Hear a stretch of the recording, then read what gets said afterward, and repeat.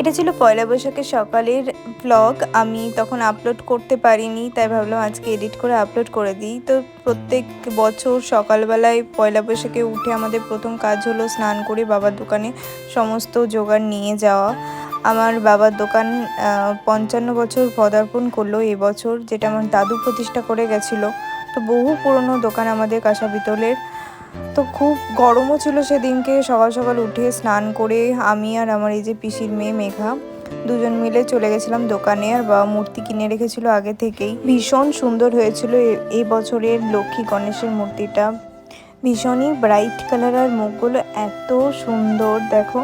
প্রত্যেকটা আবার স্টোন বসানো আছে গণেশের, খুব ভালো লাগছিল দেখতে। তারপরে কি আমি দুটো মূর্তিতেই মালা পরিয়ে রেডি করে দিচ্ছিলাম। ঠাকুরমশাই অলরেডি চলেই আসবে কিছুক্ষণ পরে।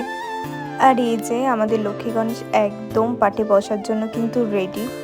নতুন বছর সবার খুব ভালো কাটুক, সবাই ভালো থাকুন, সুস্থ থাকুন এবং নিজের ইচ্ছেগুলো যেন এই নতুন বছরে সবার পূরণ হয়। তারপরে আমার এই যে আলপনা দেওয়ার ডিপার্টমেন্ট, ঠাম্মা একটু অল্প দিয়ে রেখেছিল, আর আমি পাশে আরও সাইডে আলপনাগুলো দিতে শুরু করে দিয়েছিলাম। আলপনা দেওয়াটা আমার কাছে বরাবরই ভীষণ একটা প্রিয় একটা কাজ বলা চলে। যে কোনো পুজোর কাজে আলপনা দিতে আমার খুব ভালো লাগে। আর এই পুজোর কাজে হাত লাগানোর অভ্যেসগুলো তো ছোটো থেকেই তৈরি হয়ে যায় প্রত্যেক বছর করতে করতে।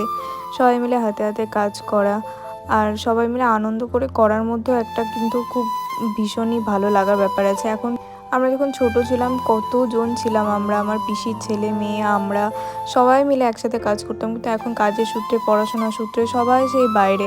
কিন্তু এই বছরে একটা দিন সবাই চেষ্টা করে আসার, আনন্দ করার। তাও আমার দাদা এবছর আসতে পারেনি, মানে আমার পিসির ছেলে। তো যাই হোক, ওকে খুব মিস করছিলাম। তারপরে দেখো পুজো শুরু হয়ে গেছে অলরেডি, ঠাকুরমশাই চলে এসেছেন। দেবাশিস ব্যবসার উন্নতি লক্ষ্মী দেবী সত্যনারায়ণ পূজা কর্মাঙ্ক। আর এই যে আমার বোন, ওর কোনো কিছুতে এগুলোতে ইন্টারেস্ট খুব একটা নেই, কিন্তু ও বসে থাকে, বসে বসে সব দেখে। পুজো কিন্তু প্রায় অলমোস্ট শেষ। এরপরে প্রসাদ বিতরণীতে আমরা যাব। আশেপাশে যত দোকান পাড়া আছে, বাড়ি আছে, সবাইকে পুজোর প্রসাদ দেওয়া হবে। তো ঠাকুমা আমাকে হেল্প করছিল, এখানে প্রসাদগুলো দিয়ে দিচ্ছিল। তারপরে আমি যাব নিয়ে প্রসাদগুলো বিলি করতে। আমার বোনকেও নিয়ে গেছিলাম, কিন্তু এতটাই ওর গরম লেগেছে, ও আবার ঘুরে চলে এসছে। তো যাই হোক, চলো আজকের মতো এতটুকুই।